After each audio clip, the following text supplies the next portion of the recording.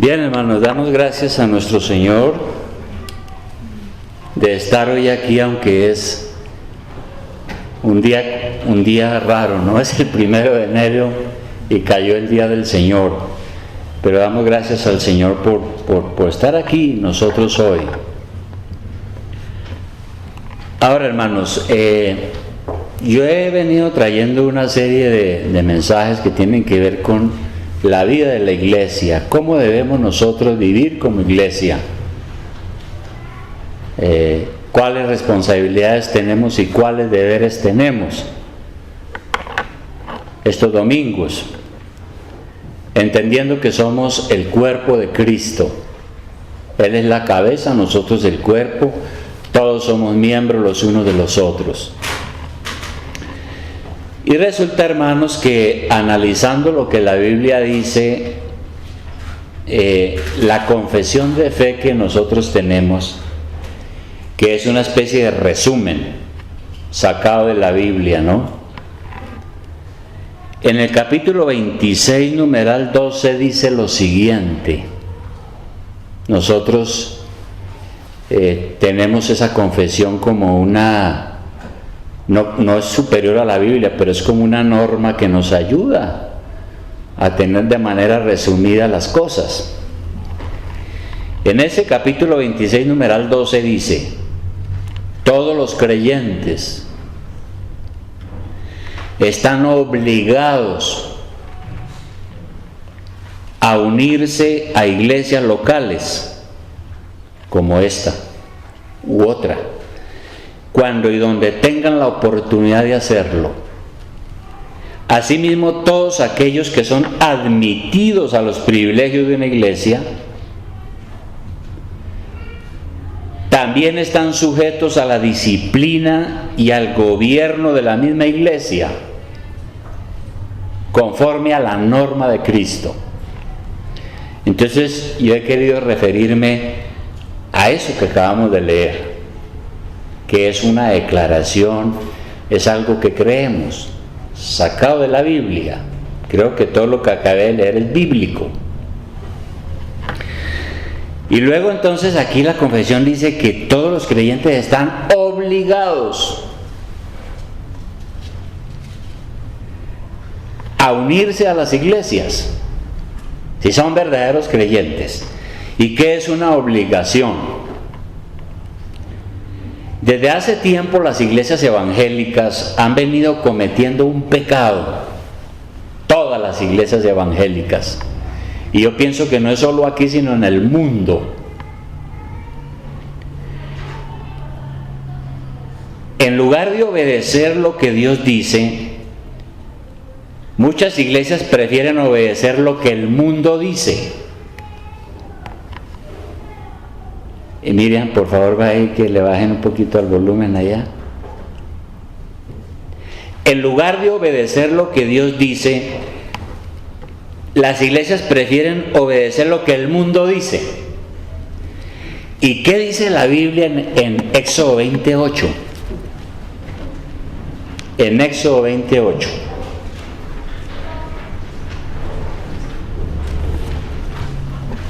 ¿Qué dice la Biblia en Éxodo 28?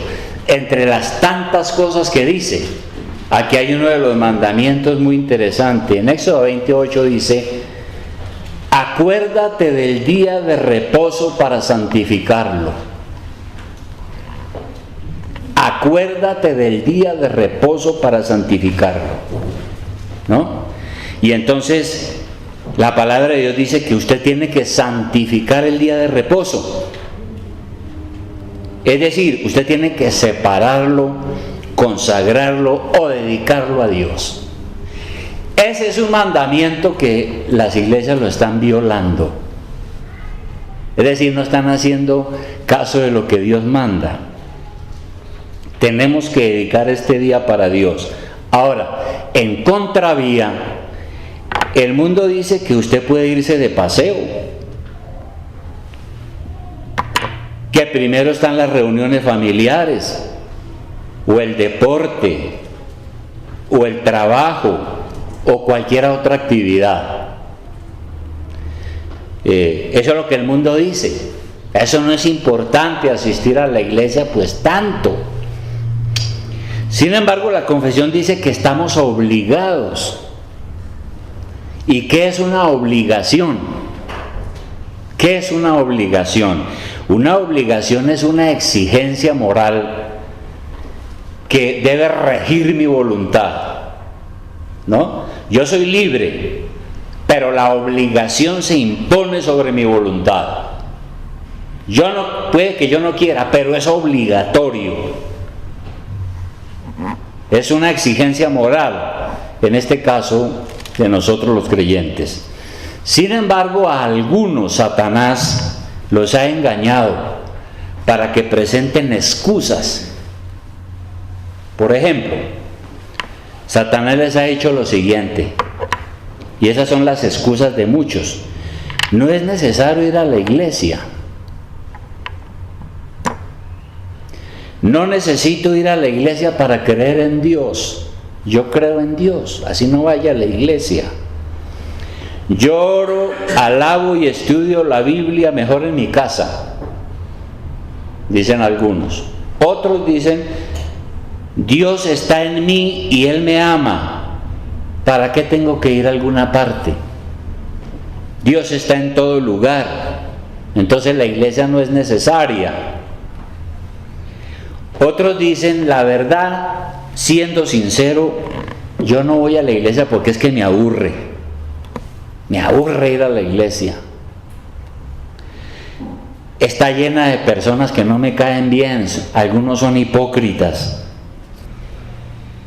Otros dicen, no hay nada realmente nuevo que me pueda enseñar el pastor o los hermanos. Yo ya todo lo sé. Yo ya he leído la Biblia, yo ya sé todo. Voy y me siento allí a escuchar lo que yo ya me sé. ¿Para qué ir? Otros dicen, hay hermanitos ahí en la iglesia que yo no los soporto. Hermanitos que ni me saludan, que me critican y bla, bla, bla. Y podemos seguir mostrando todo el montón de excusas que la gente tiene. De manera que algunos creyentes, y pues yo no estoy mencionando a nadie en particular, pues todos debemos examinarnos. Pero como dijo alguien alguna vez, hay algunos hermanos que se parecen al llanero solitario. Quieren vivir sin iglesia, sin nada, solitos ellos con su Biblia debajo del brazo y sus oracioncitas. Y no han leído en la Biblia que es una obligación ser parte de una iglesia. Así que si es un verdadero cristiano, congregarse es obligatorio. Si usted desobedece esto, no solo tendrá problemas con la iglesia, sino tendrá que rendir cuentas al Señor.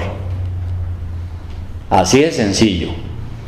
Entonces lo primero que decimos es que la confesión aquí nos dice que esto es una obligación. Pero la confesión también dice lo siguiente, mire lo que leí. Están obligados a unirse a iglesias locales cuando y donde tengan la oportunidad de hacerlo. Asimismo, todos aquellos que son admitidos a los privilegios de una iglesia. Es decir, que asistir a una iglesia es un privilegio. Estar en una iglesia es un privilegio. Y un privilegio es algo que se le da o se le concede a una persona sin que lo merezca. Es gracia de Dios. Dios nos da su gracia y su perdón y yo no lo merezco. Pertenecer a la iglesia de Jesucristo es un privilegio. Es una gracia que yo no merezco. Y por eso la iglesia también tiene el poder para admitir a las personas, para que gocen de esos privilegios.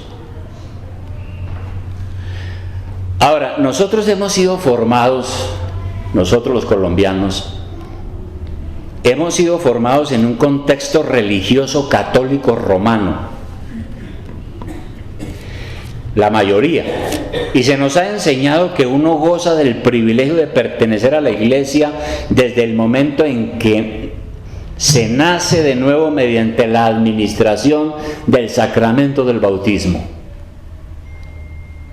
Entonces la Iglesia Católica dice, cuando bautizamos el niño, en ese momento el niño renuncia a Satanás, nace de nuevo y ya es parte de la Iglesia Católica. Y no hay necesidad de que usted solicite ser miembro de la Iglesia Católica. Lo es por el derecho de nacimiento. Así es la situación. Pero eso es falso. Uno no llega a ser hijo de Dios por el sacramento del bautismo, lo hemos dicho, sino que es necesario nacer de nuevo por la obra del Espíritu Santo. Vamos a mirar Juan 1:12. Juan 1:12. Juan 1:12. ¿Qué se necesita para pertenecer a la iglesia? Hay que pasar por Juan 1:12. ¿Y qué dice Juan 1:12? Dice, mas a todos los que le recibieron, o sea, los que recibieron a Cristo, a los que creen en su nombre, les dio potestad, que quiere decir derecho, les dio derecho de ser, les dio potestad de ser hechos hijos de Dios. Y luego sigue hablando, los cuales no son engendrados de sangre, ni de voluntad de carne, ni de voluntad de varón, sino de Dios. El nuevo nacimiento espiritual es un nacimiento diferente al nacimiento físico.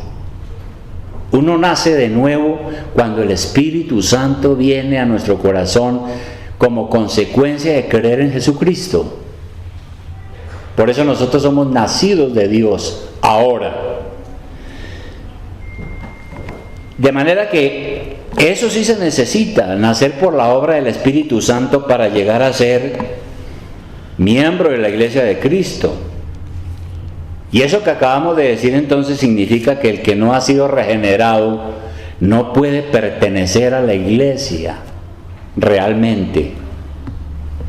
Eso es duro, pero así es. Ahora, hace unos años una señora se puso de pie aquí en la iglesia. Estábamos, aquí estábamos recién pasados acá. Y esa señora era una familia, era la madre de una familia que hace muchos años había comenzado en la iglesia, pero era una familia que se consideraba de cierta estirpe.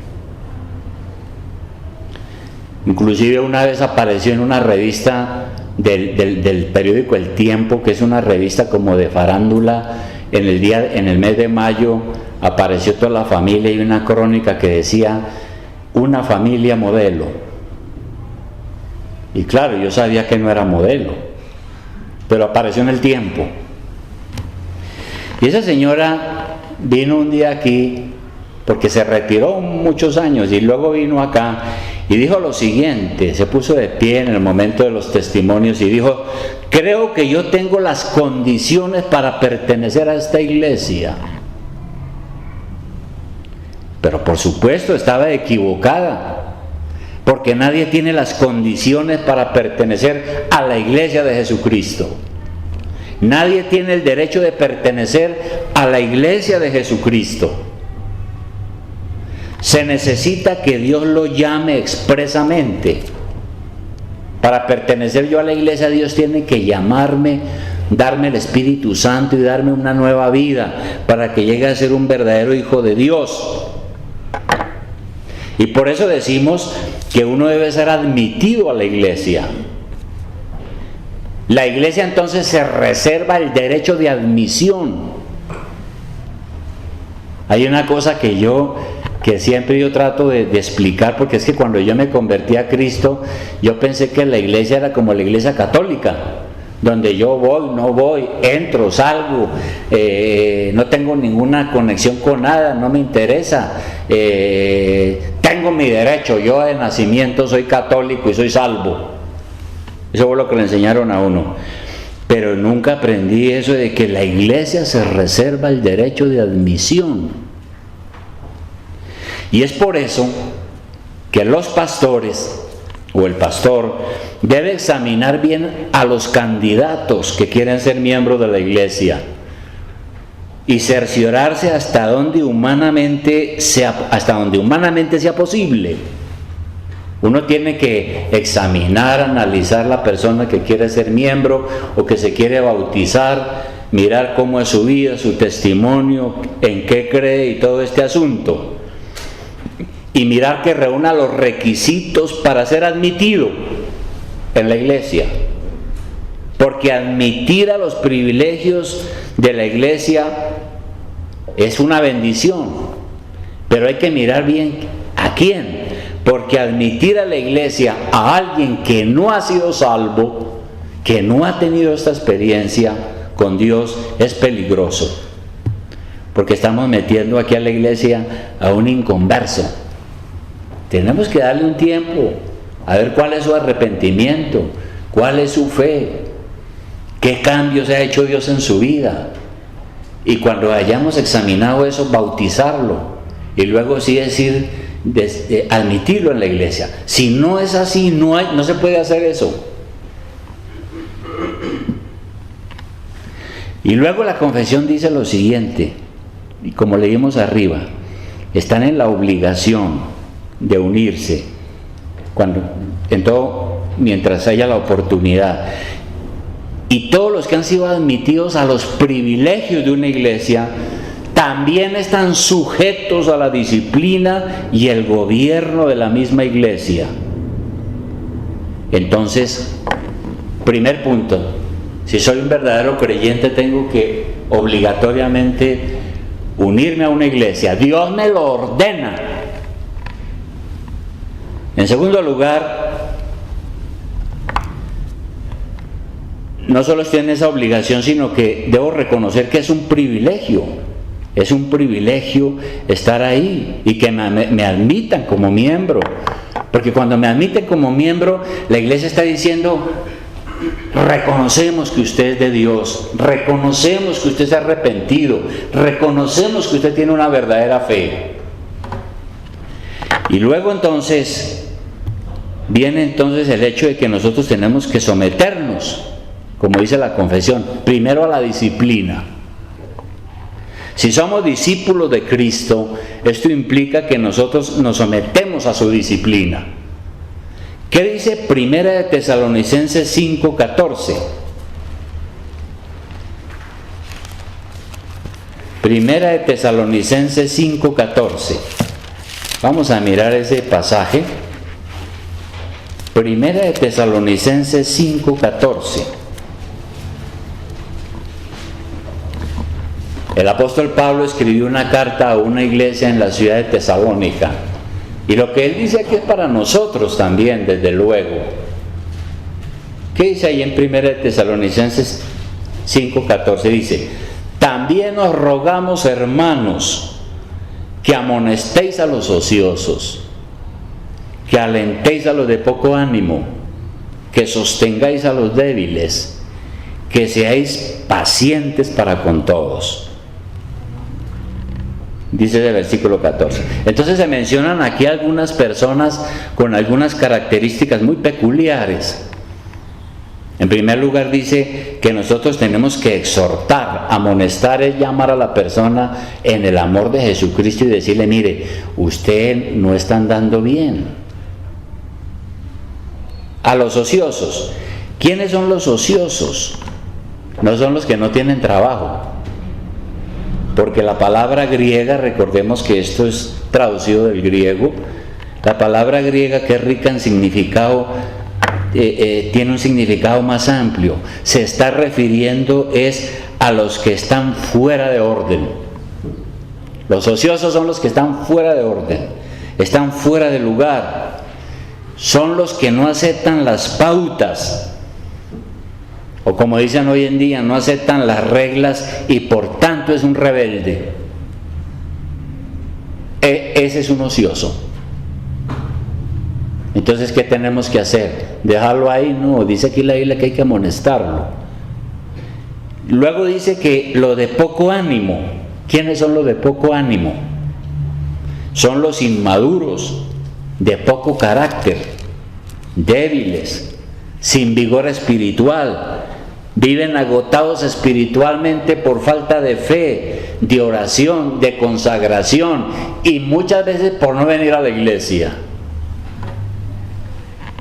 Por eso están debilitados. Y el problema es que entonces se le bajan las defensas espirituales y por eso se mantienen confundidos.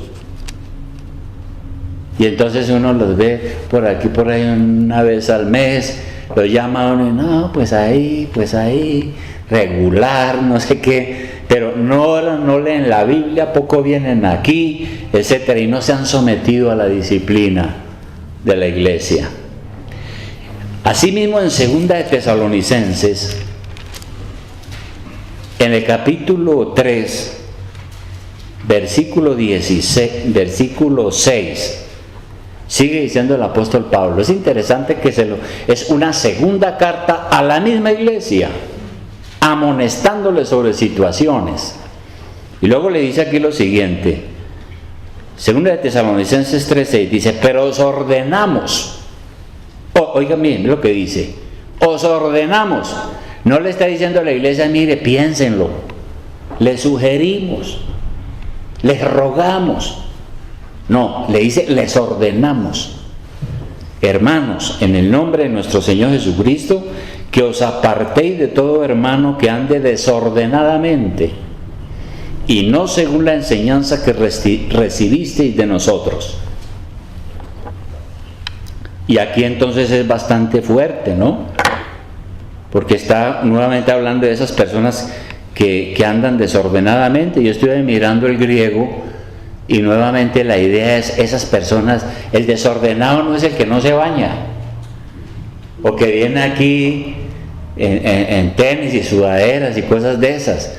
Aquí el desordenado es el que no se somete a la disciplina, el que no quiere someterse a la iglesia, el que no quiere someterse a las reglas y es rebelde. El apóstol muy duramente abajo en el versículo 14 dice lo siguiente, hablando de lo mismo, dice, si alguno no obedece a lo que decimos por medio de esta carta, a ese señaladlo y no os juntéis con él para que se avergüence. Mas no lo tengáis por enemigo, sino amonestadle como hermano. Entonces aquí se advierte algo bastante grave de disciplina. Está diciendo que si alguien anda en ese plan en la iglesia, nos advierte que nosotros tenemos que tener cuidado con la amistad aquí en la iglesia, con cualquiera que ande desordenadamente, es decir, que no se someta a la iglesia, que quiere hacer lo que quiere. Aquí está claro, dice que tenga mucho cuidado con esas amistades. Estas personas que son rebeldes en las iglesias, es mejor tenerlas a metros de distancia a veces. Y por eso aquí dice, si alguno no obedece por medio de esta carta, a ese señálenlo. ¿Y qué quiere decir la palabra señálenlo? En el griego es más fuerte, dice márquenlo. Marquen a ese. O como dicen hoy en día, individualícenlo. Ojo con él, está diciendo el apóstol. Con esas personas hay que tener cuidado.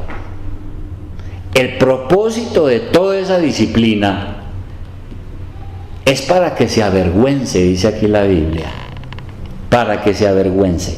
Es decir, para que aprenda a respetar a la iglesia de Dios, reconozca su pecado y se arrepienta. Es para eso que tenemos que actuar así. Y esto es lo que debemos hacer. Pero si aquí en la iglesia hay alguien que anda desordenadamente o anda en algún pecado o anda con sus problemas y nosotros no lo amonestamos y usted se pone a cuchicharlo, como dicen, a consentirlo, pues no le está haciendo ningún bien, porque la persona lo que necesita es nuestra reprensión para que se arrepienta. Así que usted nunca se ponga del lado de esa persona. Si ya la persona cambia de actitud, se avergüenza, pide perdón, vemos el fruto en su vida, entonces la perdonamos y la restauramos para que siga gozando de los privilegios de la iglesia y del compañerismo de la iglesia.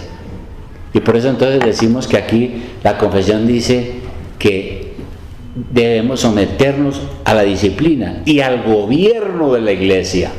Dice también, al gobierno de la iglesia. Dios ha puesto en su iglesia pastores y maestros para que dirijan la iglesia y la guíen espiritualmente. Hebreos 13:17. Hebreos 13:17.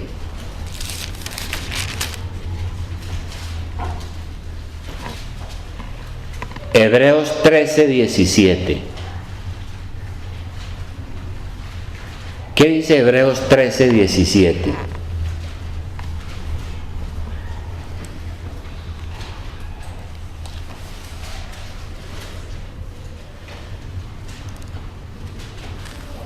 Dice lo siguiente, Hebreos 13:17, dice: obedeced a vuestros pastores y sujetaos a ellos. Ahí está claro, porque ellos velan por vuestras almas como quienes han de dar cuenta, para que lo hagan con alegría y no quejándose, porque esto no os es provechoso. Entonces aquí está diciendo que obedezcan a los pastores. Y esto significa, crean lo que sus pastores predican. Porque si usted no cree lo que su pastor predica, pues es mejor que busque otra iglesia. Porque al no creer, usted tampoco va a obedecer.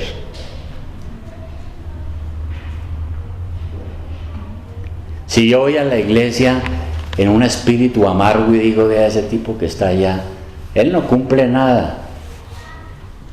¿Cuál humildad tiene? ¿Cuál amor tiene? No, yo estoy en contra de lo que él está diciendo. ¿A qué viene? ¿A qué viene? No está obedeciendo a sus pastores, no está creyendo lo que ellos predican. Ahora bien, claro, si usted reconoce que su pastor es un hombre de Dios, pues usted debe someterse a la autoridad espiritual. Muy distinto es si es alguien que predica algo que no tiene fundamento en las Escrituras. El día que yo empiece a predicar lo que no está en la Biblia y cosas raras, hermano, la iglesia me puede llamar al orden. Ahora, es claro que el pastor es un hombre. Y yo todo esto lo estoy diciendo no por mí, porque aquí puede venir otra persona. Ahora, es claro que el pastor es un hombre, pero es un hombre a quien Dios le ha dado un encargo. ¿Cuál encargo? Vigilar la situación espiritual de la iglesia, vigilar el estado de sus almas y así enseñar, predicar, exhortar, orar, visitar, aconsejar. Esa es la tarea del pastor. Dios lo ha puesto a eso. Si el pastor exhorta a ser cumplidos con nuestros deberes en la iglesia, usted debe estar de acuerdo y obedecer. Porque si usted no obedece, está actuando desordenadamente. Se está convirtiendo en un problema. Usted no puede escuchar una predicación y decir, ay, tan lindo que predicó, voy a ver si cumplo. Usted no puede hacer eso, no puede pensar así porque eso es rebeldía. No puede decir voy a pensarlo. No, eso no es lo que enseña la Biblia. Bien, ahora fíjese usted que nuestro Señor, por ejemplo, en el caso del Día del Señor, que es, bueno, hoy es especial, aquí algunos hermanos no están porque hoy es 1 de enero, pero siempre en las iglesias y en esta y en todas tenemos ese problema con algunas personas que creen que pueden hacer lo que quieran el Día del Señor. Y nuestro Señor nos dio ejemplo de eso. el Señor tenía por costumbre participar en los cultos de la sinagoga todos los días de reposo. Miremos Lucas 4:16. Lucas 4:16.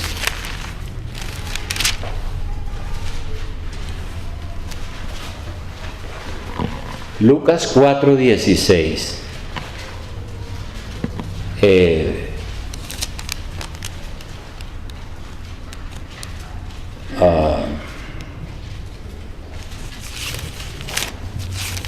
¿Qué dice Lucas 4:16? Dice lo siguiente, dice, mire, cuando el Señor está predicando y comienza su ministerio, dice, vino a Nazaret, donde se había criado, y en el día de reposo entró en la sinagoga, conforme a su costumbre, porque el Señor tenía la costumbre de reunirse el día del Señor para adorar a Dios.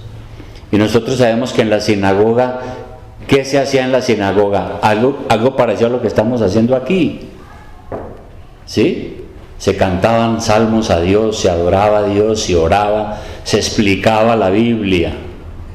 Eso hacía el Señor, conforme a su costumbre. Y también se levantó a leer, porque ese día, por la providencia de Dios, le dieron para leer las escrituras, los rollos antiguos. De manera que el congregarse regularmente es una expresión de fe y testimonio cristiano para los que nos rodean. Cuando la gente del barrio, del conjunto, o nuestros familiares saben o lo ven a uno saliendo con la familia hacia la iglesia, puede que ellos tengan cosas contra nosotros, pero nos ven y eso es una muestra práctica de que uno está comprometido con una causa digna, superior a cualquiera otra. Uno está dando testimonio. Uno está arreglado con su Biblia, con su familia y se va ¿a qué? A adorar a Dios. Es nuestra costumbre, porque Dios lo manda. Y la gente se está dando cuenta, nuestra familia se está dando cuenta. Pero aquí todavía, y eso es problema de varias, hay personas que están listos para la iglesia y entonces llegó la tía o el visitante. Y tiran la Biblia a un lado y ya arman almuerzo y paseo y se van y echan por la borda su compromiso en la iglesia. En vez de darle testimonio, yo tengo que darle testimonio a mi familia, a la gente que me conoce, de que mi compromiso es real en la obra del Señor. Y que la causa que yo amo y sigo, el Evangelio, es superior a cualquier amistad, a cualquier familiar. Si llega mi mamá a visitarme, pues lo siento mucho, acompáñenme o espérenme. Decídalo. Entonces, hermano, solo usted es el que se puede examinar sinceramente y preguntarse, ¿realmente yo he sido fiel en mi adoración a Dios los domingos? ¿He sido fiel? Yo soy una persona que me someto a la iglesia, me someto al pastor o a los pastores si los hay, respeto las reglas de la iglesia, me someto a esa disciplina. Cuando me llaman la atención, reconozco y pido perdón y digo, disculpen, perdónenme, yo a lo mejor no me estaba dando cuenta, pero ando mal, pero oren por mí y voy a arrepentirme y a seguir sirviendo al Señor. A mí lo que me preocupa es que a veces hay mucha gente fresca, hermano, fresca. Dios los va a llamar a cuentas sobre eso. De manera que usted tiene que preguntarse cómo ha sido. Si usted no puede afirmar su fidelidad y todo este asunto, entonces de verdad que debe pedirle perdón a Dios por ese pecado. Es para el bien de su alma. Entre otras cosas porque si usted no lo hace, primero problemas en la iglesia, pero Dios lo va a llamar a cuentas.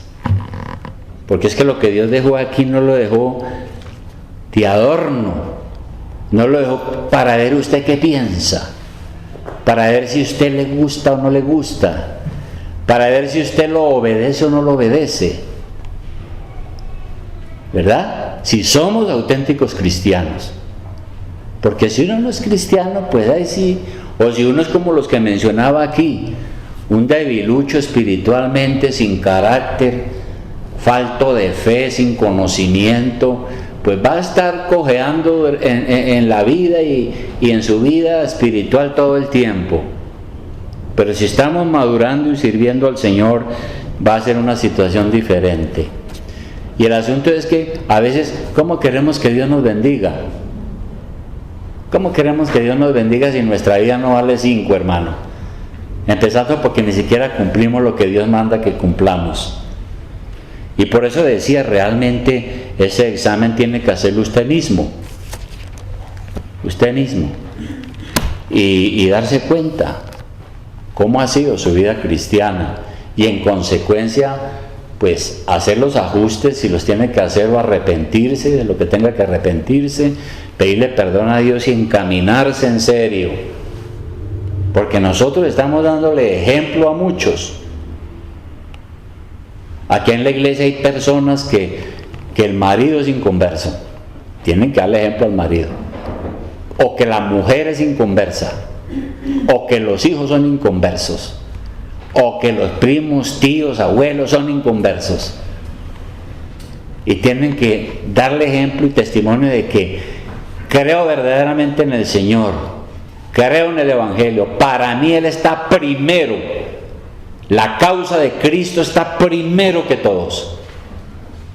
Eso no quiere decir que vamos a no tener una buena relación con la familia. Sí, la vamos a tener, claro que sí. Y si tenemos que ayudar a nuestra familia, claro que a veces hay que hacerlo. Pero que les quede claro que primero está el Señor. Y primero la causa que yo amo y sigo. ¿Cuál es su situación? Vamos a orar.